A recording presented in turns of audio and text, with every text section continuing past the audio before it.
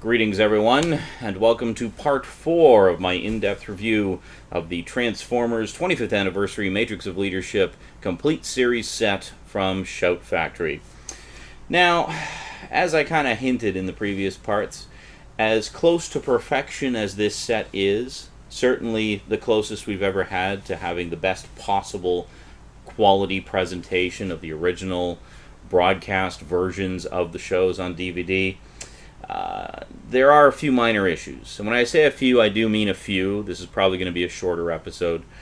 But in the interest of being fair and balanced, we do need to cover the bad as well as the good. And it's only fair that you know fully well what you're getting when you plunk down your hard-earned cash for this set or for the 15-disc re-release version that came out a little while later. Alrighty, so problems with the set. That's what we're going to talk about today on the Multimedia Chronicles.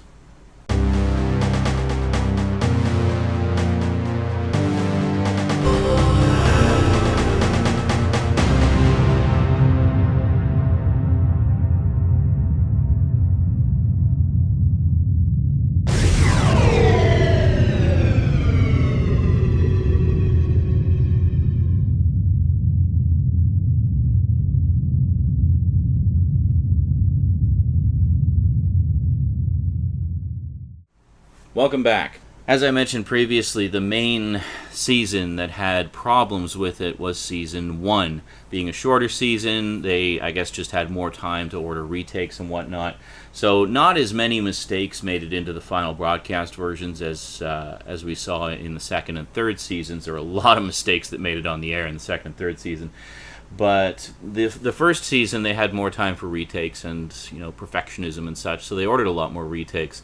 Sadly, those retakes are not on the work prints, so of course, as I mentioned before, Shout Factory took clips from the broadcast masters, some of which were not in the greatest of shape, but they compensated as best as they could and slotted them in where appropriate. Now, some fans wonder, well, why didn't they just do transfers straight off the broadcast masters? Well, as I said, they're not in the greatest of shape. They've been taken pretty good care of over the years, but some of them are in really rough shape. In fact, speaking of problems, if you look at, I believe the episode is Fire in the Sky, and the other one being Heavy Metal War, two first season episodes, the first being the introduction of Skyfire, the second being the introduction of the Constructicons.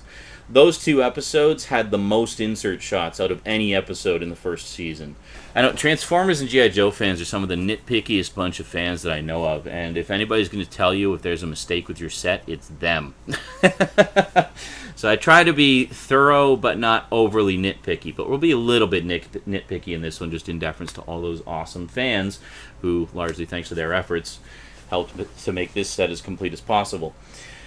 So, with Fire in the Sky and Heavy Metal War, we do have a lot of insert shots. You definitely notice when there's an insert shot. I mean, it's just unavoidable. There's just no way that they can take everything off the 35mm prints and have the episodes complete. There's no way. So, what's the problem? Well, I wouldn't really call it a problem, but some of the shots do exhibit some video errors. Now, obviously, they tried to minimize those as much as they could, but I mean, it's the lesser of two evils. It's like, well, we can use this slightly messed up shot off the broadcast tapes because it's complete, or stay with the incorrect version from the 35mm film prints. So they kind of tried to balance it as much as they could. But as some fans have pointed out, there are still a few shots, in particular, I think in Fire in the Sky, that are incorrect. The snow falling in the initial scene. There's some shots that have no snow. Or there's some shots where the snow is falling upwards instead of downwards and stuff like that. So it's nowhere near as bad as the Rhino set was. The Rhino set was just loaded with errors. It was very inconsistent.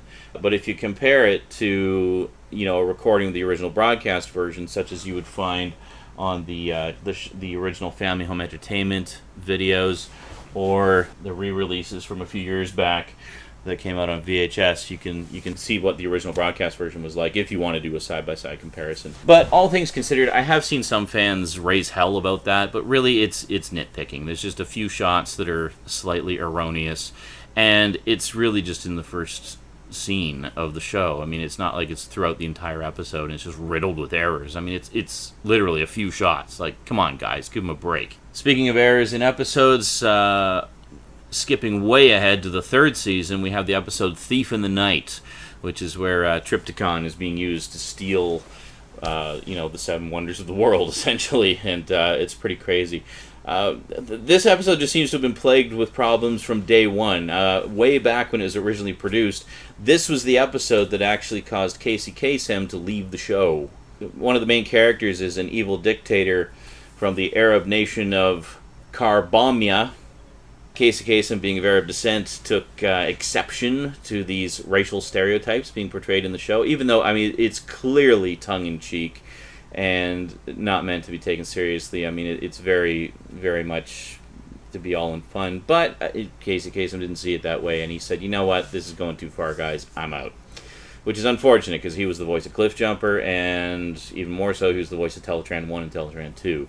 The actual problems with the episode, politics aside, physical problems with the print, actually. I noticed throughout the episode, it's almost like one reel of shots from the episode got damaged. Like, there is severe tramline scratches right down the middle of the frame for several shots, like a huge number of shots throughout, and the only reason I can assume that Shout Factory didn't replace those with shots in the Broadcast Masters is they may have been present in the Broadcast Masters as well.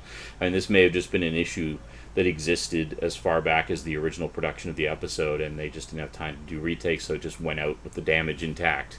I don't know. I don't have that particular episode on tape, even though I did record a lot of them back in the day, so I can't do a comparison. What can you do? It is what it is. It's one episode out of 98 that has print damage on a few shots. But it's definitely noticeable. I haven't seen anybody else mention that in any of their reviews or anything, or any comparisons, so I'm just going to say I guess it's always been there, so nobody thinks twice about it. That was one of the things. It was important when they were doing the restoration, obviously, to maintain the errors that went out on the air. But at the same time, there were certain errors that went out on the air that were clearly so grievous and such huge mistakes that part of the discussion that was ongoing with the fans on the Shout Factory message boards at the time when this was being produced was, keep the vast majority of the beloved errors intact, but there's a few you should really fix. One of them was an episode called A Decepticon Raider in King Arthur's Court. Fun little episode where Starscream and several other Transformers end up getting sent back in time to the time of King Arthur and all that. And it's a fun episode. But the on-screen title that went out on air, I actually do have this on tape from back in the day, was misspelled A Deceptacon. T-A-C instead of T-I-C-O-N. So Deceptacon. That has been corrected for this set, so it no longer has that spelling error. Myself, I always considered that a beloved mistake, and I was kind of sad to see that they'd fixed that. To me, that just kind of made it of its time. They were cranking out these episodes like crazy, and they just didn't have the same levels of quality control, I guess, that they do now, and they just didn't have the time and the budget to fix things, and a lot of mistakes made it out on air. And that was one that made it out on air, and I even remember seeing it in repeats for a very long time. But that one has since been corrected for this set. So that was one of the broadcast errors that was corrected. Now, there was something else. There was another episode called War Dawn, which is from the second season. Really notable, important episode in the overall lore of the show because it gives you the origin story of Optimus Prime. Not an insignificant tale to be told. Back when it was originally produced, they actually censored the episode slightly because there's some pretty violent action in it, especially for weekday afternoon television. And the powers that be basically said, yeah, you're going to have to trim that a bit. It's a little too intense in this one particular scene. So they trimmed it, but they didn't have time to do anything else to sort of fill the time that was trimmed. So they needed the last act of the episode, where the trims had taken place, to run a certain length of time in order to fit the space between commercial breaks, right? And they cut, 10, 15 seconds out of the episode. It was not an insignificant amount. So they needed to stretch it. They needed to make it fit the allotted time for that act to fit properly into the time slot. So what they did was they actually time stretched it. So they time stretched the last act of that episode, and as a result, everything is running at a slower pitch. All the sound is at a slightly lower pitch, because they didn't have digital audio technology now where they could time stretch it but preserve the pitch. it just didn't work that way. So they time stretched it just the old-fashioned way, and as a result, everybody's speaking lower, the music is at a lower pitch, the sound effects are at a lower pitch, and it's really noticeable. So there was a lot of debate about this on the Shout Factory message board, and personally, I do not agree with the decision that was made, namely that they decided to leave it intact with the lowered pitch intact so that it was accurate to the original broadcast. Now, I can understand that side of it, that you want it to be accurate to the original broadcast, but in this case, the only reason they did that was to fit the time constraints of the broadcast time slot. On DVD, there is no such time constraint. There is no reason to maintain that. The reason that time dilation was done in the first place does not exist on a DVD release. So you could easily have fixed that using digital technology. We wouldn't have had to even adjust the pitch or anything, just do a time compression by the same amount that it was expanded, and it would correct it. It would be fixed. Done. You could literally do that on a computer in a matter of minutes.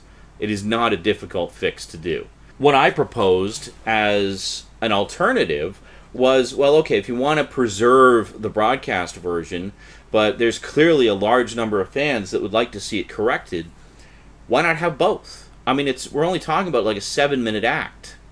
So it would be 7 additional minutes of material on a dual-layer disc. That's not going to compromise the quality of the content that's on there already by adding that 7 additional minutes of material on that disc. And then provide an option to watch it the original broadcast way with the stretched episode, if you're a purist or whatever, or watch it with the corrected timing. Ideally, it would have been great if they'd found the footage that had been trimmed and we were able to slot that back in. Then we could have, like, for the first time ever, see the uncut episode. But sadly, it seems that footage is long since been destroyed. So maybe it's out there somewhere. Maybe it'll turn up at some point, but don't hold your breath. So it was unfortunate about War Dawn. I really would have liked to see it with the pitch corrected. I guess I could just do it myself for my own personal enjoyment, but it would have been nice to see it done that way on the set, just to have that fixed for the first time ever, because it really is jarring when you get to that act. Everybody sounds like they're on dope or something. It's so noticeable. It's ridiculous.